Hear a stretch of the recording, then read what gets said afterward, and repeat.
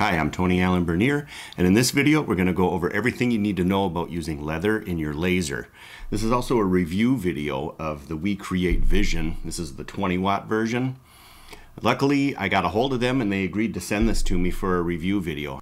I really wanted to make sure I got the right laser for me before I went out and bought something. I'll talk about why I wanted a laser, why you may want a laser, why I went with the 20-watt, why I went with this machine in particular. I'll also go over exactly how to select and prepare your leather to be put into a laser to get really good results. It really just boils down to leather selection, preparation, and dialing in those settings. There is a pretty good chunk of leniency to that where you could just be within these parameters. But if you really want to dial that stuff in, you can get some really good results. I have some thick stuff here that I cut. This has got to be at least 10, 11 ounce. And it came out really nice. It's actually pretty dense too, so. But if you're wondering how to do all of that, don't worry, I figured everything out for you.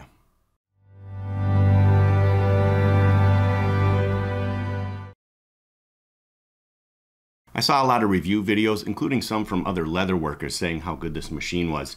And I'd have to agree with them. It's pretty nice. I get some really good results out of it. I will say that I contacted them to see if they'd be willing to send me a machine for this review video, and they're not paying me in any way. They're not sponsoring my channel to say anything specific or to say, you know, this is a great machine and really trying to push it or anything like that. This is my honest opinion. This is what I think after testing it for a while. I think I've been messing around for 2, maybe 3 weeks now. And after I tested it, I did get a hold of them, got a affiliate link, and I also got a $100 code for you guys to use if you want to go through and do that. It won't cost you anything extra to do the affiliate link, but it helps me out, helps me do review videos, put out free patterns and such. Speaking of which, I did convert some patterns already, including some free ones into SVG files. If you want to take a look at my website, you could grab some of those and give it a test yourself. So like I said, there's a lot of review videos already out there. I'm basically just going to go over what I think of the machine, what I like about it. But more than that, like I said before, I am going to be going over a ton of tests, show you exactly how I got the best results. Leather selection, leather preparation, do you want to dye your leather first, seal it, things like that. So as far as the tests go, we'll get into that, but everything from really dense, thick hide to really thin papery hide. I got some from different tanneries. I tested sections from shoulder down to the stretchy belly, sealed it, dyed it and sealed it first, just to make sure everything would work, how it would work the best. My findings were pretty interesting but understandable since the polymers in leather actually bond kind of like a plastic would once heated enough. That's kind of why when you're burnishing edges, if you get it hot enough when you're burnishing, it'll kind of seal that edge a little bit. But before we get into all the preparation, leather selection and stuff, let's talk about the WeCreat, why I chose the 20-watt and all that. So after all the research I did, I thought maybe a 10-watt would be enough, but seeing other people's tests, seems like they have to run it at 100% a lot of the time to do this. A 20-watt has that power and can engrave real nice, and I thought about the 40-watt. Well, the 40-watt is almost a little overkill unless you're cutting really thick stuff where you want to go real fast and you're not too concerned about scorch marks and stuff. A 40-watt would be good, but I did go with the 20-watt. That's the perfect medium. If you go with a 40-watt, that beam's going to be larger, and even if you're running it at the exact same speed, it's going to be burning that much more material out. It's not a huge deal, but you know, if you're going with something like this, it's almost better to go slow anyway. And I found like a 4 or 5 speed at like 50% power on a 20-watt worked best. And I think one of the main reasons somebody would get a 40-watt is so they could speed up the process and go through stuff real quick. So like I said, if you're not concerned with scorch marks, 40-watt would be fine, but I really suggest just getting a 20-watt. While other leather workers have been saying a lot of good things about this in their videos, I went with it myself for a couple specific reasons. Well, a lot of reasons, but these two a little more specifically. The camera. Being able to just throw a couple scraps in there and move the pattern around and put it where I need it to be on the scrap is just awesome. It's so much quicker than things I've seen in the past. The other reason is when you're cutting stuff with leather, going a little bit slower actually gets better results. So even though this looks small on the outside, you get a really good workspace. That laser head is tall and narrow and gets right up against the sides. But another reason why maybe you don't want a 40 watt, because if you're running slower anyways, that's going to give you a little bit more workspace. If you have to go real quick, or if you choose to, it needs that time to slow down and then speed back up to hit that speed. So that's going to cut down on that workspace. But running a little slower, I've found I can get some pretty big things in there, surprisingly. And I think technically the actual workspace is 1.5 inches less than I think that X-Tool S1, and then only 1/2 inch less as far as depth. But packaged really well. I think in order for it to get damaged, they're probably going to have to drop it pretty hard. It came completely assembled. Basically just plug a couple things in the back and you're good to go.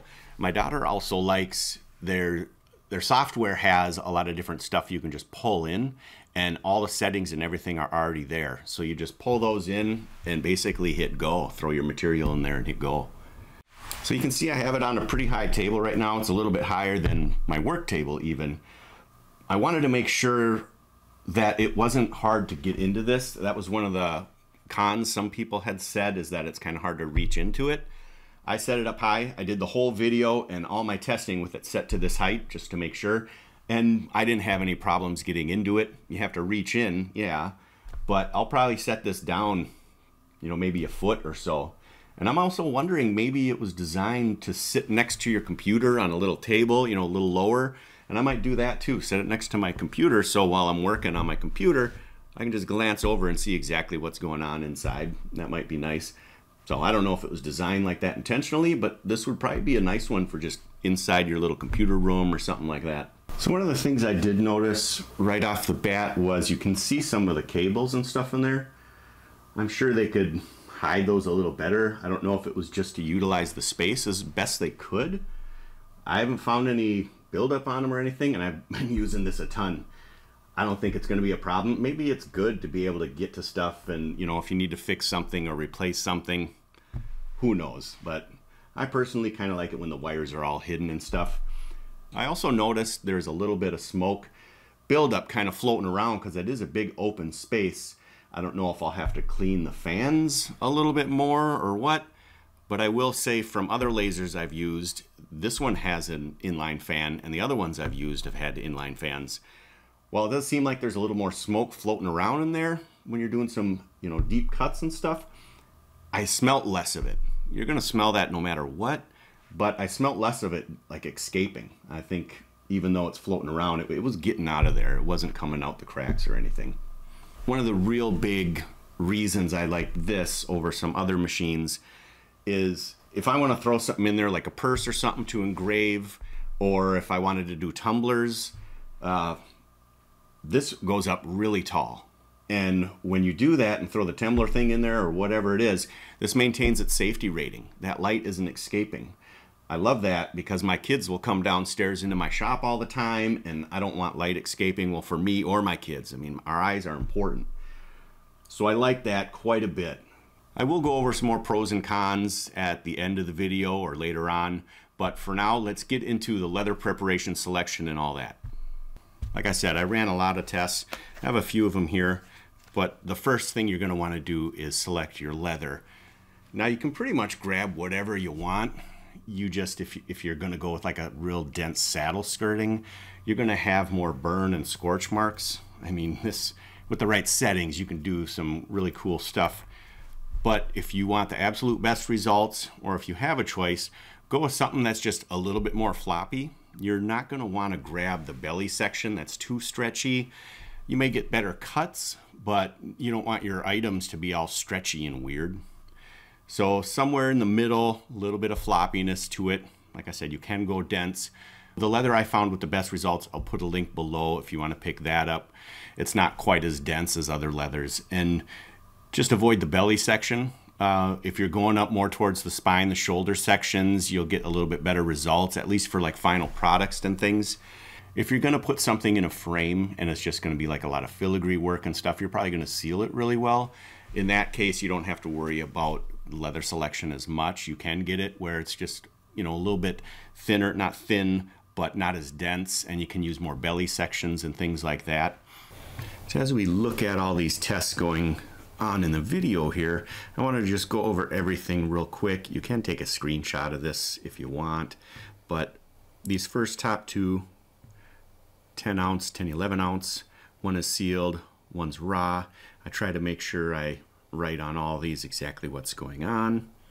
But you'll see some of these engravings look pretty clean, like this one, and some start to get smoky and weird. I just took that as an advantage just to run some more tests, multiple passes, or just mess with the settings and try something kind of out of the norm.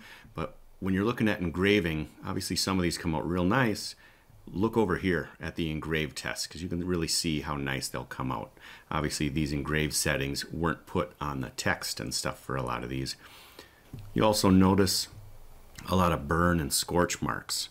When you're cutting, it's especially important to hit them settings right, and I'll usually come away from this a little bit. So like in this case for the 1011, I'd be down at like a 90% 3-speed, and with multiple passes and things, I did think that just a single pass worked best, because especially with cutting up here, if you're cutting at multiple passes, you're going to have to come up here somewhere, and that's when you really start to get a lot of the smoke burn and stuff, because that smoke has nowhere to go. So a single pass, it's getting all the way through. That air assist has somewhere to push that smoke past and through there. You'll also see just at a glance that a lot of this stuff looks pretty messy.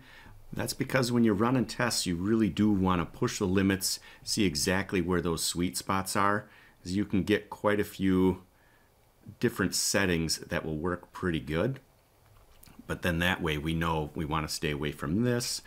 But don't just take it at a glance. Take a look up close. You can see that a lot of these cuts come out really clean, especially with these colors that absorb blue light. These blue diode lasers, the blue is actually going to absorb more into specific colors. But if we're looking at tests here, I have a couple thicker ones right here. One I sealed with acrylic resin, one I didn't seal with acrylic resin. The results are pretty similar. Resin might be just slightly better by just a tiny amount. The good thing about sealing with a resin first is that it maintains some of that water solubility. So you can come with very, very lightly dampened rag or something. If it's too wet, let's see, if it's too wet, it can seep into corners and stuff and pull some of that char in there and discolor the leather.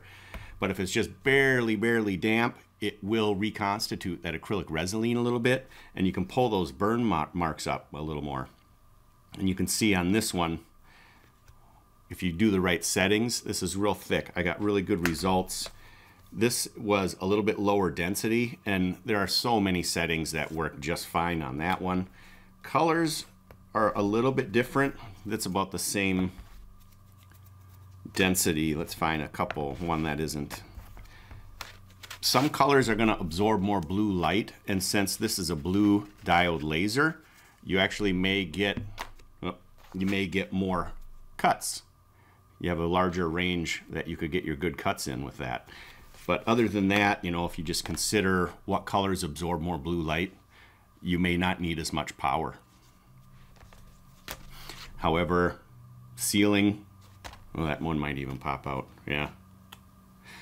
Sealing with acrylic resin first and then cutting it out is beneficial. But more than that is I can dye my pieces of leather first, seal them, and then once the parts are out, all I have to do is dye and burnish those edges quick and everything's ready to go. It's a lot quicker for me anyhow. It depends on how you do it, how you want to do it ahead of time or whatever. So if you're sealing with resin first, and you can see on this one, I just got rid of some of those boxes that were going to be too charred anyways, like on this one. But if you're sealing with resin first, the results are just very slightly different, maybe not much at all. The biggest problem I found with acrylic resin when you're engraving, if it's a big open area, that's a raw leather. But if it's a big open area, well, all I have is the green one right here. Sometimes that resin will char on the surface. So if I'm going to do a nice engraving, I'll probably want to wait to seal it. Something about a certain setting, and you can avoid those settings if you do want to seal it beforehand. But something about that acrylic resin on the surface, if you're going real low with the power, it like chars the Resolene and will leave little splotches. With all of that said, I do prefer to dye my leather and seal it beforehand. Just throw it in there. And what I do is, if you're not going to seal your leather or do anything, grab your piece and spray it moist with just a little bit of water from a fine mist bottle. Throw it between two pieces of really flat wood to dry, and it maintains that rigidity to some degree. Whereas if you seal with acrylic Resolene, give it, like I set a timer for 10 minutes, maybe 15 minutes, so it's not tacky anymore. Once it's not tacky but still a little bit wet, I'll throw it in between a couple pieces of flat wood while it dries, and when you take it out of there, I mean, it's going to keep that flatness, that rigidity to it, and really work well in a laser. It's not going to give you any problems. My process for applying acrylic Resolene is I'll get a sponge just very mildly damp, and I'll take just any spray bottle, spray it over the leather, and then blot up the excess on the top. I will do the back first, because you can just spray the back decent amount and just flip it right over. It absorbs really quick. But the front, you do have to blot with that sponge and just keep blotting around until you don't have any bubbles or whatnot. And if you want to do a second coat, go ahead. It gives you a little bit more Resolene to work with later on. If you're going to antique it, I do suggest doing 2 layers of Resolene.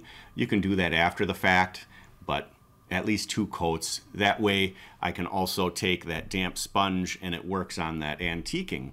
Either a sponge or a rag. If you hold it real flat and it's just very mildly wet, you just go over the top of that tooling and it pulls that acrylic Resolene and the antiquing off to give you better contrast.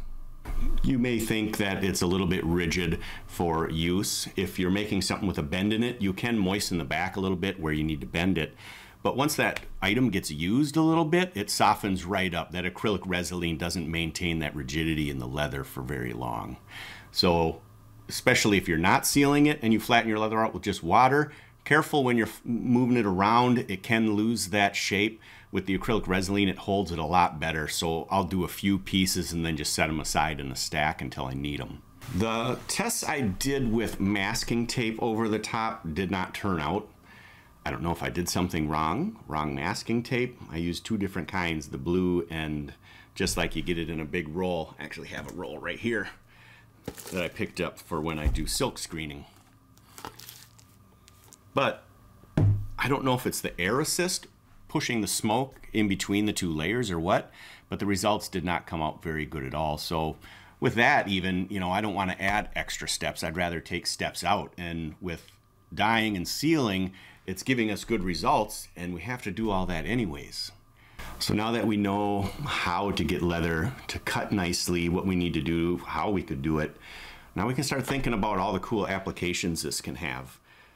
Obviously filigree work, this is going to be able to do stuff there's no way I could do by hand. So I may even come up with some patterns that either you're not doing the filigree, simplifying it, or you need a laser to do it. We'll see. I'm excited about all that cool stuff.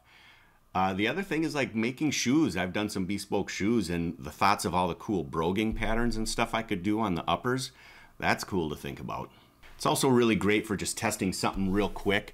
If I don't want to punch all the holes and cut parts out just to test something, throw it in here. I can be working on something else while it's doing that. Saves me a ton of time. So let me go over a little bit of pros and cons again here. For pros, one of the biggest things again was that camera. That is amazing to be able to just throw stuff in there. I will say it's a little bit off when you get away from the center, but nothing that if I just leave a little room next to my magnet clips or something, it's not going to hit those, especially if you dial it in beforehand when you get your machine. But if you have like a coin or something, a wooden coin or something where it's already punched out or whatever, you need it to be really accurate, just make sure you keep it directly under the camera. That'll help quite a bit. It's completely enclosed. There's a lot of allergies in my house, and the more we can keep the smoke out of the house, the better. I haven't tried the filtration system, but with their inline fan, it actually works pretty good. And that little inline fan, for being so small, and it does feel a little light, I think it's a plastic shell. I plugged it in right away thinking, wow, there's no way this has enough power. I plugged it in and it slowly speeds up, and that thing is pretty powerful. I'm impressed with how well that little fan works. So If you get that, great. If not, I still suggest grabbing an inline fan from Amazon or something like that. The autofocus is pretty nice. I will say that when you finish a job, it goes all the way back to the top, which is understandable. I think you're supposed to like clean it out every time or whatever, but I'll do a piece over here, then burn another one over here or something if the parts are small enough. So I don't need to clean it out every time I burn something, but maybe they could add a button where it just maintains a specific height. It doesn't always go all the way up, or it just doesn't reset until you tell it to. The other thing about the autofocus is I'm unsure where exactly it's going to go. I've hit it and sometimes it'll go to the upper left corner of a piece, and sometimes it goes like to a middle of an element, or maybe it just picks an element to go to the top upper left. I'm thinking they could just add where you could right click on your screen and choose where you want it to autofocus. Then you're missing like magnets or whatever you have, clipping your stuff down as well. That could be a little helpful, not a huge deal, but pretty much anything that I think they could fix is all software based. And even since I've had this machine, I've noticed some things have been getting better. The bottom pan slides out. There's a little handle here that can be kind of hard to reach. So I might tie a little string or maybe just extend it somehow. For now, I found that cleaning it, I take the inside of it out anyways when I clean it, lift it up and push it from the inside. That seems to be the easiest way for me to get the pan out, but it is nice to be able to slide that out and just tap it into the garbage. It auto shuts off if you lift the lid, which isn't really a big deal, but I mean, if something could happen, chances are it eventually will, especially if you got kids running around and they're like, oh, what's going on in here? So that's just nice, just in case. And I'm sure even as an adult, I may be tired and go to open it one time. So that's nice to have. I noticed I got better results when running it a little bit slower, like I said, a 4 or something like that. But it does do pretty good at higher speeds too. You just have to account for that loss in workspace. So the inline fan that I got with this machine, the very last little fitting that you plug into your window or whatever, has one of those flaps on it. So I usually unplug it anyways when I'm not working on it. But if I just shut it off for a little bit, or if I just need to mess around with something, it's nice to know bugs or something bigger isn't going to come flying in or trying to crawl in there. Last but definitely not least is the fact that I have a good amount of neck issues. And having a machine be able to cut all my parts and do all the stitching holes for me has been a tremendous help. I think it's going to push off a surgery or anything like that for a few years. I just can't do what I used to do when I was young. But now that I have this laser, I was a little apprehensive at first. It's been pretty awesome. So let's go over the cons now. There's really not much there. Most of it's just kind of like a software-based issue.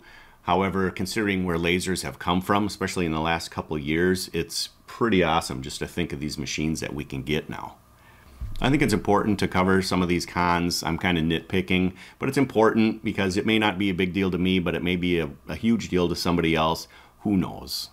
The software, I feel like it could be a little more intuitive. There's a couple things that I already had mentioned. I don't feel like I can design my patterns from scratch in there. I'll do that or convert other patterns in different software, just save it as an SVG and then pull it into their software to cut stuff out. So the only thing that wasn't enough for me was the grate that it comes with. I don't know if you get better results on that. I just didn't like using it at all. So I actually picked up one of these from Amazon. It's made specifically for it and it fits right in there perfectly. I think it was like 50 bucks. And then I got magnets that slide in there and hold the stuff down. And I also got some round magnets I could just throw randomly on there. And that's the other reason the camera is nice, because then you can see exactly where your magnets are. Move them if you need to, but position your parts where exactly they need to be cut from. In the end, I think this is a really good laser. I really like doing stuff on here. My daughter has a lot of fun with it. We spend time together making stuff. She likes to do little keychains and things. I do want to get that conveyor eventually, so I could put leather on that, figure out a way to do that. Make some really big armor pieces, and I do have some crown patterns, but they're real long. So then I'd be able to do that, unless I piece them so you could sew them, but that'd be a lot of fun to mess around with too. Well, I hope you liked the video. If you want to use my affiliate link, help me out. There's also a coupon for 100 bucks. Put that below. Thanks for watching.